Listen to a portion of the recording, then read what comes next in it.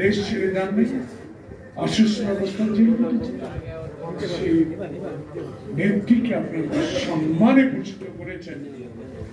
তা জানা যায় যে কোটি মানুষের, লক্ষ মানুষের উপস্থিতি এটাই প্রমাণ করে তার সন্তান এই দৃশ্য দেখার পর কোনোদিন এই চেয়ারকে অবমূল্যায়ন করবে না।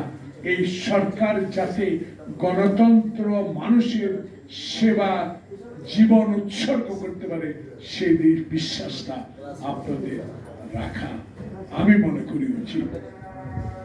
একটা কয়েন যদি 1 টাকার নিচে পড়ে অনেক আওয়াজ হয়, কিন্তু 1000 টাকার নোট পড়ে গেলে বাতাসে উড়ে যায়, আওয়াজ করে।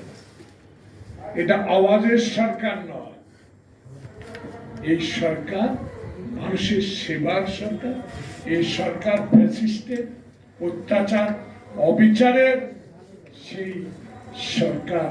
এই অবিচার, অত্যাচার, মামলা হামলা, গুমের পর এই সরকার আপনাদের সহযোগিতায় এই দেশে সরকার গঠন করেছে। 31 দফায় তার প্রমাণ। ইতিমধ্যে আমরা কাজ শুরু করেছি। পয়লা মে আন্তর্জাতিক শ্রমিক দিবস উপলক্ষে আলোচনা করছেন জাতীয়তাবাদী সমালোচক। সংবিধান এই সংসদ মাথার উপর রাখবো।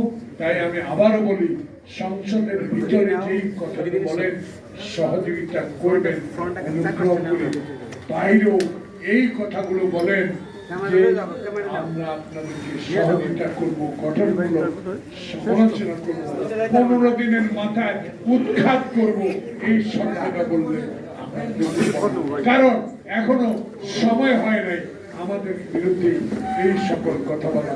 মহান দিবসে যারা আন্তর্জাতিক শ্রমিক দিবস আজকে আন্তর্জাতিক হিসেবে পরিচিতি লাভ করেছে তাদের প্রতি সম্মান প্রদর্শন করে সমমনা জোটের সাদা কাছে এবং সাইবুল আসেন কষ্ট করে সবাইকে আমাদের জন্য দোয়া করবেন।